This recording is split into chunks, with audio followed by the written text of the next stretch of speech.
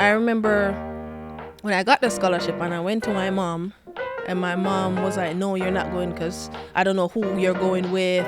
I don't trust people in America. And my dad was like, let her go experience it. If she doesn't like it, she can always come back home.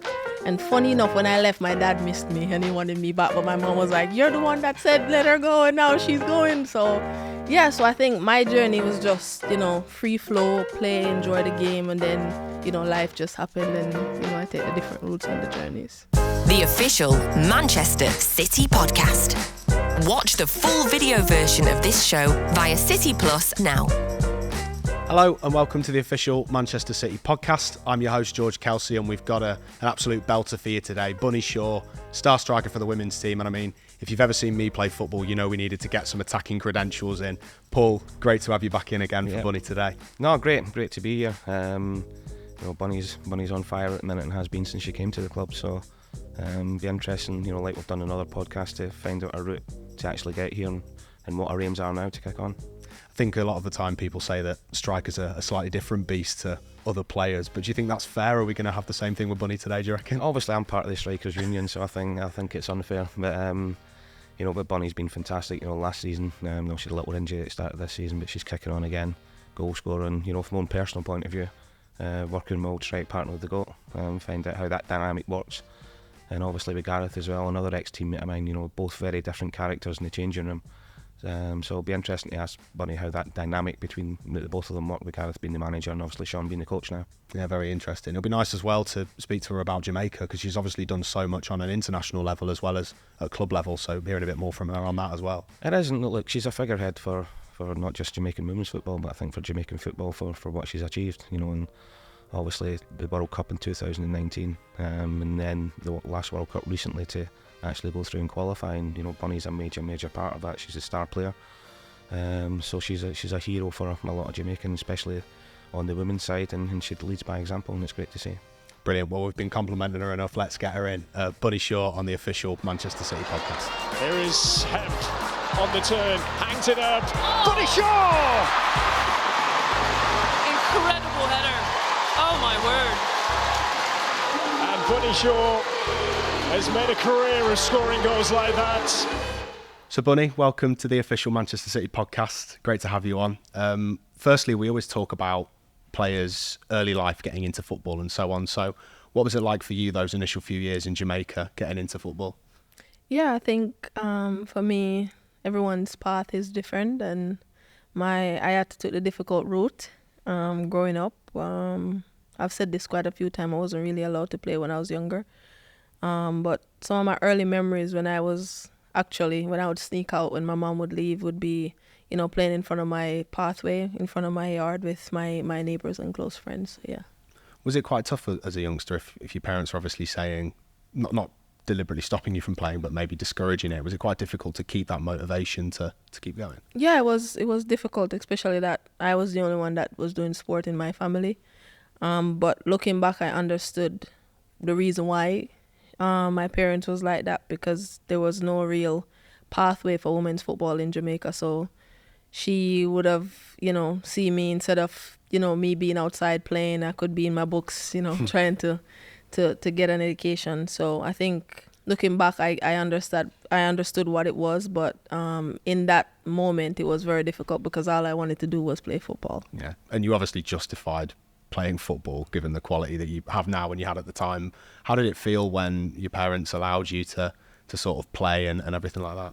Yeah, I think I wasn't allowed when I was home to play with my neighbors and friends, but when I would be in school, I would play.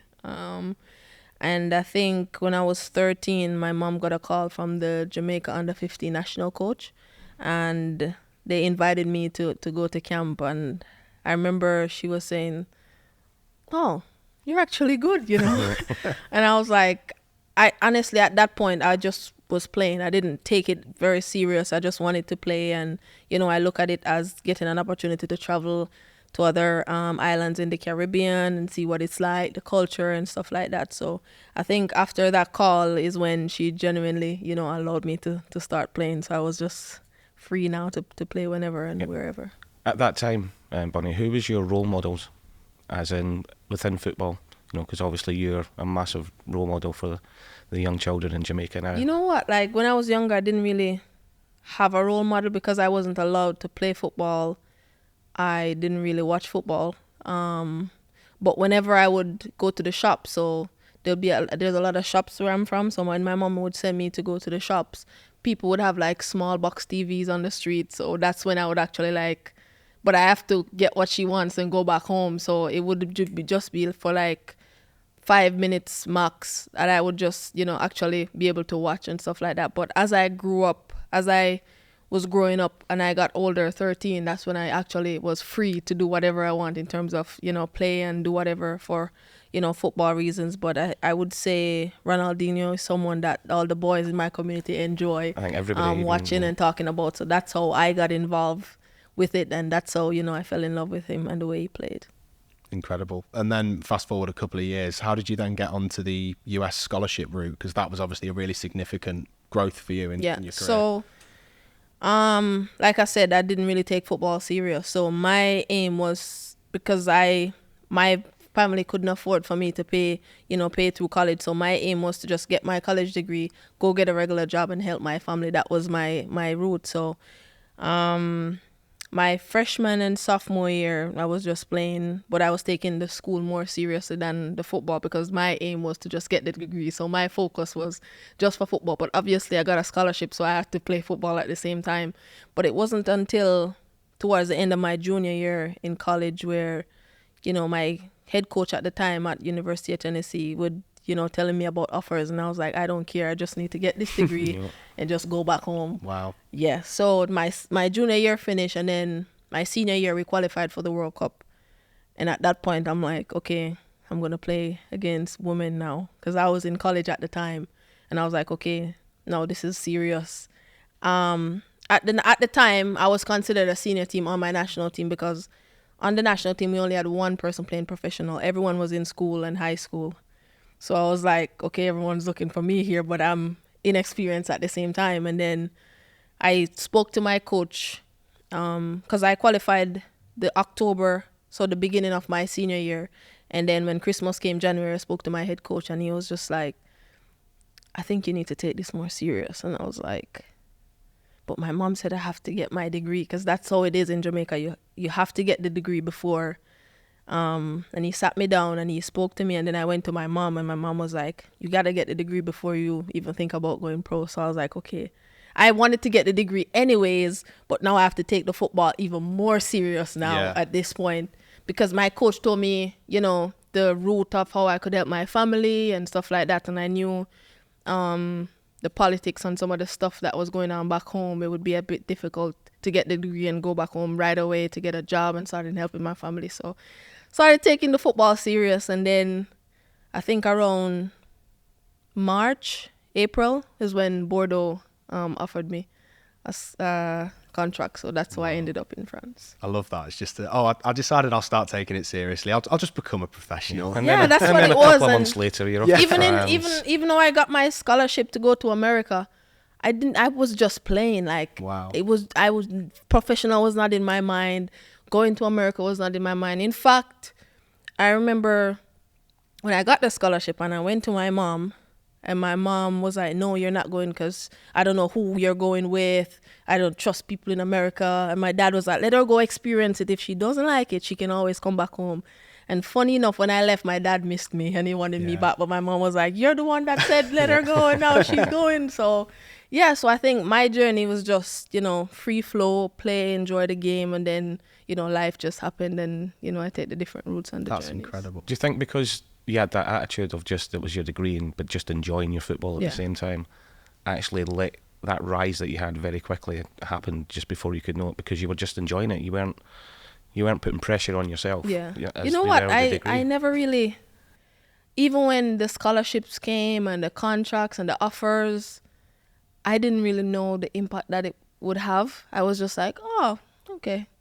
That's just how I grew up and that's just how I was. So I was like, oh. And my coach on the other hand, my head at my college is like, this is big. And I'm like, I guess. Because that's just how, I'm a very chill person. And I'm just like, okay, it is what it is. And then, like you said, the more I was just enjoying my football, I think, sometimes that's when good things normally happen. The best comes out of you, doesn't it? Absolutely. It's incredible. I still can't get over the fact that... What were you studying at college? So this is it. So my freshman and sophomore year was psychology. And then closer towards my junior year, because I was a very shy person. I wouldn't talk to anyone. I wouldn't socialize because of how I grew up. I was always by myself and stuff like that. And so when I hear about this professional, I'm like, oh, but people doing interviews and I would have to communicate with people. And I was like, oh my God, I'm going to struggle. And so I went into my advisor and I was like, I think I want to do communication studies. And she looked at me like, you? Of all people? And I'm like, I know, but if coach is saying I could go professional, I'm going to have to be able to communicate. And she was like, and I said, okay, because one of my teammates at the time was in the same major. So I was like, okay, I could just go. And if I don't like it, I could do something else. And then I went and I enjoyed it with her. And then I ended up getting a communication studies degree. Amazing. Well, your communication's spot on now. That's the main thing. So it obviously worked. Yeah.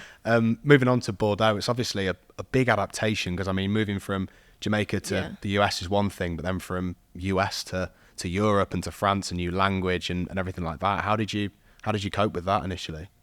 To be fair, I struggled a lot. Like, I knew I was going to America, but I knew the language. And then when I went to my college, there was a lot of Jamaicans because my college go back to Jamaica and bring all the track and field people. So I was associated with track and field, and they would go to the Olympics and stuff like that. So I would always be around track and field. But then when my coach at the time told me about Bordeaux, I didn't even know where that was because I was just focused on school. And so he told me it was in France, and I'm like, French? I don't think that would be possible, And then, sometimes he always say, sometimes you have to make uncomfortable comfortable. And I looked at myself and I was like, okay, I got this degree. I got what my mom want. Now I got to do something for myself. And if I'm going to take this football serious, I think going to Europe would be the best bet for me because I was always a physical player and stuff like that. But technically, I want to get better. And I think in Europe, that's the difference between Europe football and America. So I then again took myself up like I did in Jamaica and got to America. Took myself up, went to France by myself, small apartment, language. I would have this scooter that I would scoot back and forth. The rain would wet me.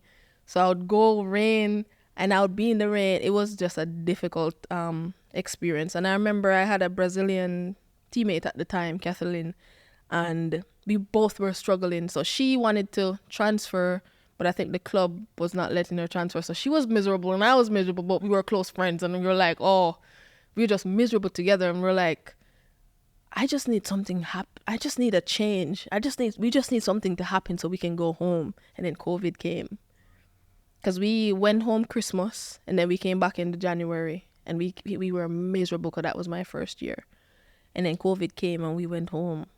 But I know it sounds bad, but I think COVID was the best thing that happened to me because when I went back home, I got help. I was speaking to my family. I got to see everyone because remember, it's a long season without seeing anyone.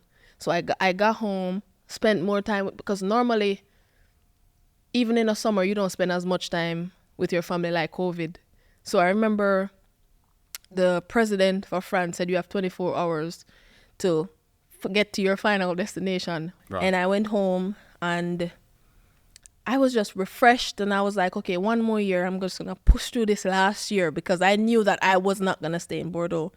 But my teammates were great. The coaching staff was great, but I just think the culture was not for me. And I just told myself, one more year, I'm going to push through. I'm just going to make the best of it. And then I got leading goal scorer, team of the year, and then, yeah. That time in COVID and you went home, your parents have obviously had a big influence in your life. Yeah. Your dad saying to go and then you go and he doesn't want you to go. Your mum telling you not to go. What were they like in that time? Were they sort of saying to you, look, go and embrace it now? No, I think... Or were they worried about you and wanted to have you home? Yeah, because of how I would cry sometimes and I would call them and I was like, I want to come home. I don't like it here. I would just be on the football field and I'm just crying. And if you can say, Bunny, what's wrong? I cannot tell you. I'm just emotionally, I was just dead. And yeah, it was just like COVID came and I was just like, okay, I can go home. That was the first thing in my mind. I didn't know how serious it was. I didn't know what it was. I just know that the coach said we could get to our destination. I was like, Jamaica's far, but I'm going to get there. And so I just packed my stuff up and just went on my journey. I remember this was 7 p.m. in the night and 6 a.m. I was out.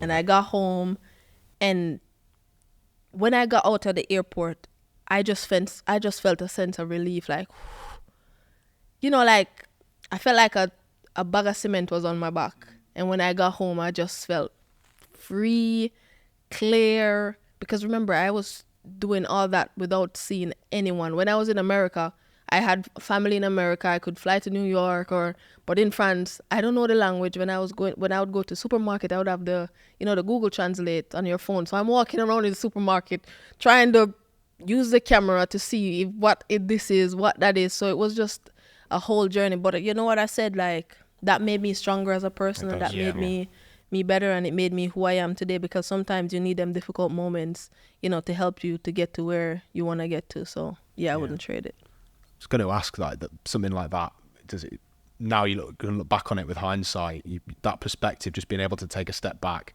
see your family again, speak to them, talk things through, it sounds like it was really, really important for you to then go on to achieve what you have already. Definitely. I think because sometimes you don't know how much support how far you can go with the right support. And at the time, I didn't really understand that until I went home. And I went home and, again, chill, nothing crazy, just went to the river, went to the beach, relax, eat my jerk chicken, and, and stuff like that. And that just brought me back to who I am, who I was, because I would doubt myself. I would have no confidence.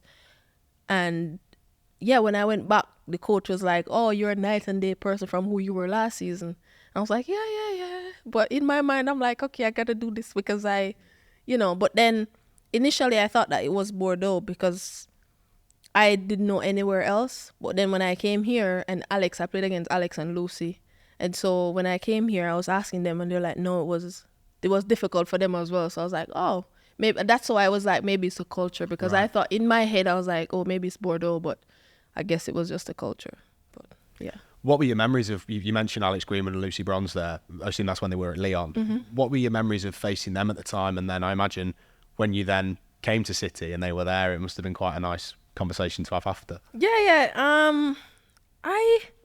I remember we played them 4 times, I think. Because obviously COVID, we were supposed to play them the February. Yeah, towards the end of February, March, but then COVID came, so that season ended up scrapping and we had to start over. But yeah, I remember, vividly, nothing like, okay, that's Alex, that's Lucy, but I just knew who they were because, analysis before games, they would say, these are the players. But yeah, I just remember playing against them and, wonderful players, exceptional players. And then moving to City, obviously. Really happy you're here. Yeah. You first, sorry, John, just going back, I think, because your goal scoring record as a whole it's ridiculous. Yeah, but saying the problems you had at Bordeaux, your goal scoring record was phenomenal there as well. So to be able to manage everything you've just went through and then still go on the pitch and my produce. First season in Bordeaux was the second year of me playing a striker, because from freshman to junior I was a midfielder, but as I was going into my senior year, the player that was playing striker, she got a professional contract, so we didn't have a striker. So when I went in the summer of my senior year, my coach was like, okay, we think you need to play closer to the goal. And I was like, attacking midfield, I'm already there. And he was like, no, forward. I'm like, I've never played there before. I don't think I'm the one for the job, And then he was like, don't worry about it. We'll work on it. And every day before training and after training, we'll do finishing. In my sleep, I would think about finishing. That's how much we would work on it. So that was my second year playing that position in Bordeaux. And then as the years go on. That's incredible. You just assume, given obviously the caliber of how you play, that you'd played there your entire life. It was so new to you. No. That's ridiculous. I can't get over that. Was it similar for you, Paul? No, I played a striker all my career. And Yeah. for 25 years, 30 years, and I still not scored as many as what Bunny did. So that makes it even more ridiculous. Brilliant. But it's repetition. It's Yeah. it's practice. It's training ground. It's hitting the back of the net. And, you know, I was very lucky as a youngster coming through at Arsenal. I had Ian Wright, who was in the first team, who was, for me, the best in my time. And the one thing I always took with me, like I was 16, I was 18, I was a young boy at Arsenal, struggling, like you said, leaving home. Yeah. But seeing Ian Wright, who was scoring 30 goals a season, European Golden Boot, England's number 9, every single day, after training, on his own, finishing. And to get to the best and to improve all the time, you have to. And I'm a massive believer, especially for a striker. It can be boring sometimes, but it's never boring hitting the back of the net, but it's repetition and being out in the pitch and doing it. Wow. Was there anyone from your career when you moved up to a striker that you maybe had a similar thing with that Paul had with Ian Wright? So when I remember when I started playing the position, I would watch Zlatan Ibrahimovic a lot of times because he similar body built, and you know, I think for me, I could say Aguero, but I think we're different in terms of type. So I would always watch Zlatan at the time, and I would always come in the training and I was like, Coach, did you see the high kick? Because, you know, he's flexible. He was a freak. Acrobatic, Yeah, so Zlatan was the one that when I just started watching. And then as I went on, I started watching Luis Suarez. Yeah, what a player he was as well. Moving on to your time at City, that first season, when I've had the chance to speak to you before, you've talked about being happy enough with that first season, but then in that summer leading into last season, talking about things you wanted to work on, but you still got 19 goals in that first season. It kind of reiterates the point that you were making, Paul. But how did you find that first year at City? Was it a difficult adaptation? Obviously, maybe on the level of Bordeaux, but still. I think the style of play was similar but different because in Bordeaux, my coaches were Spanish, so we used to always keep the ball. But, you know, the leagues are different. And I remember preseason we came in and it was just tactical. And I remember I called Raheem and I was like, I don't think I can do this, you know. And he gave me an example of when he left Liverpool and came to City. If his thing was similar, but he always told me like, trust yourself, trust your ability. It will come. It will eventually come. And then, you know, I didn't know what to expect with the league. And I lacked confidence because of that, because I feel like going into something you're not used to or is different, you're a bit skeptical and you're like, should I try this? Or, you know, so I think I hold back from myself a lot my first year because I just didn't know what to expect. I just wanted to keep it simple and stuff like that. But then the season ended and I called Raheem and, you know, we spoke and he was like, look how many goals you scored. Like, yes, it was difficult for you, but you still managed to score all those goals. You have to focus on that and keep working on it and look back at what you could have improved on and what you could have gotten better on. I mean, getting an advice from Raheem at the time meant the world to me. So, you know, I took the summer and I went back and I watched some of the videos and I said, okay, I could have made that run. I could have made that pass. I could have done that. And then coming into last year's preseason, that's what I told myself, okay, I'm going to focus on these stuff and, you know, I'm going to see if I can get them to the tee and then see where we could go from there. So, yeah. How significant did it feel having with Raheem Sterling someone else from a Caribbean background, sort of maybe that understanding of that upbringing and so on? Was that quite important, just having him around in a way? It was great, you know, because initially when I spoke to him the first time, I was telling him that, like, I'm not going to, because I was nervous at first. I remember when I got the video, I was like, oh my God, you know? But then when I spoke to him, I was like, he's like, you can call me anytime. If I miss a call, I can get back to you. Text me. Don't be afraid. You know, I'm here for you and stuff like that. But at the time, you know, sometimes when people say that, you're still like, you don't want to, put pressure on them and stuff like that. But, you know, he gave me that confidence and he was comfortable enough to, you know, listen to me and help me. And, you know, whenever I would have bad days, I would call him and I would be like, this is what I'm going through. And then whenever I would have good days, we would laugh about it and stuff like that. But I think having him around, knowing that, you know, he knows the culture of back home really well, having him around, having him encourage me, always picking up the phone when he can. And if not, he would call me right back and stuff like that. I think just gave me that confidence to know that, okay, I don't have the full support of my family back home, but I have someone within the club that could, you know, help me and stuff like that. So, yeah. We've talked as well, Paul and I were talking off camera, another person who's had quite a heavy influence on your career in the last few months anyway, who's also from the Caribbean, Sean Gota. Paul, we were actually talking off camera saying, I was asking if there was a striker that reminded you of how Bunny plays and Sean. Sean was the ideal one.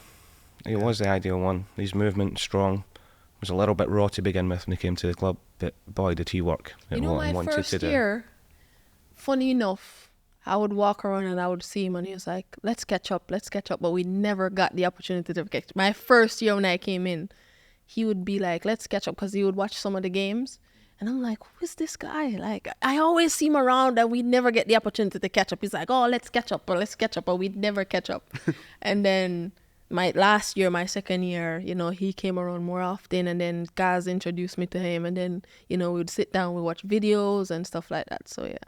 His knowledge is fantastic, isn't it? Yeah, and I think, you know, he's so funny because we would joke around the Caribbean, you know, his accent and my accent, and he would try Jamaican, and I'd try. So he's such I love Sean, I swear. I do. But people look at Shawnee and because he's smiling all the time and he's joking.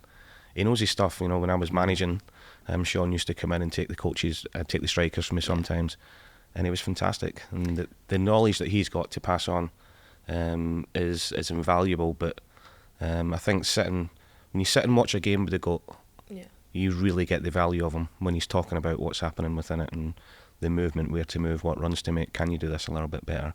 And not just for you, I think for all the strikers at the club. I think with Sean, he came more often towards the end of last year, but even in the beginning, he would tell me little stuff, like little pointers that would go a far way, because sometimes the little detail can go a far way. For example, towards the beginning of last year, he would tell me little stuff like, try to not let the center back see you and the ball and stuff like that. So I would take that and I would try it on the training pitch at first. Yeah. And then sometimes I would do it in games, and then after games, I would be like, did you see that? You know?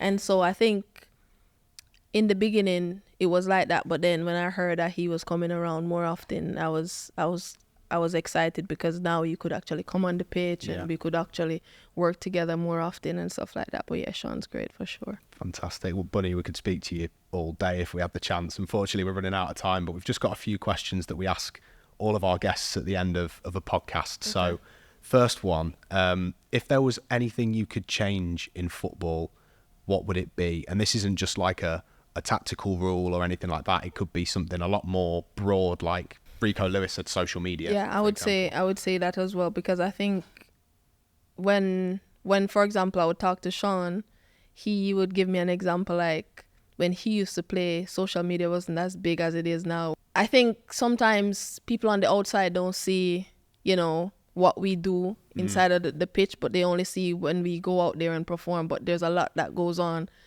before we actually go out on the pitch. Absolutely. But, you know, I think if I could change one thing, I would definitely say limited social media. Brilliant. Great answer. The next question, we've obviously let people know that you're coming on the podcast. Everyone was very excited. We've picked out a question that really jumped out to us. Might be a difficult one because you've obviously played with and against a lot of very good players.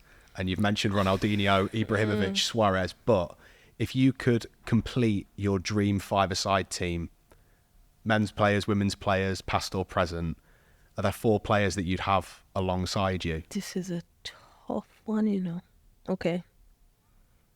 I would say centre back Puyol. Oh, yeah. I would say Xavi and Iniesta for sure after being there. Especially with Puyol at the back. Yeah. Two more. You can back yourself as well if you want. Okay, I put myself in there. You've got to put yourself in. I was going to say, you're doing mine. Four, one more. Oof. I need another centre back, no? Or another defender. I would say, I like Kyle Walker.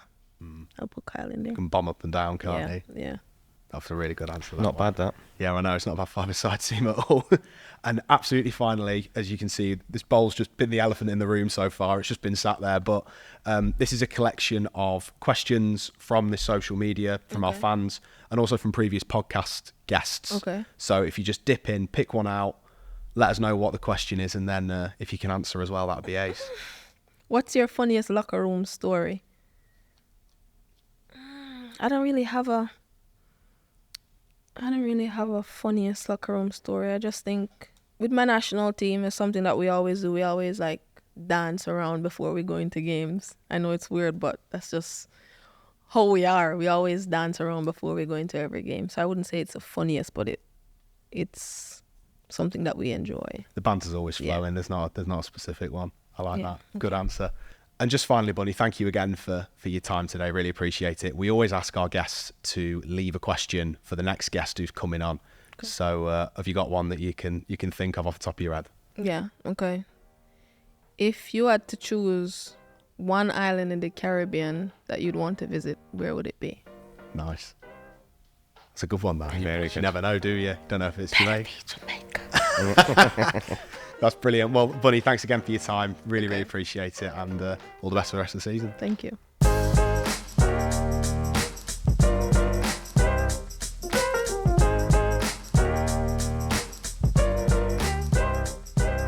Paul, that was brilliant, Bunny Shaw. I think the highlight was me thankfully not breaking her hand after shaking it, even though it had a cast on. So there you go. But what, did you enjoy it? See, that's vision, that is. You've got to use your vision to see it. Look, I thought Bunny was amazing, fantastic. Really gave us a great insight to our growing up in Jamaica. Really interesting about how our mum wouldn't let her play football, and then obviously how relaxed she was, even when she was at college in the States. Obviously her studies, and she was just enjoying her football. And then before you know it, she's moving over to Bordeaux. So great insight to what she's like, or what she was like coming through, and how she started her career.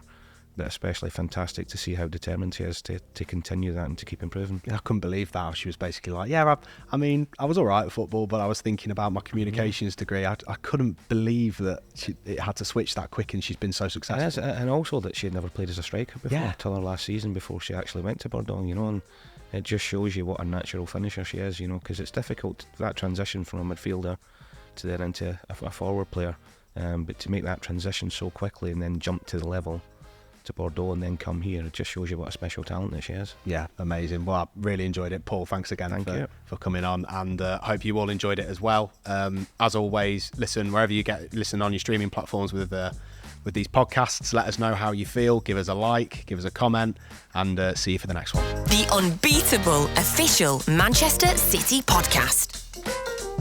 Watch the full video version of this show via City Plus now.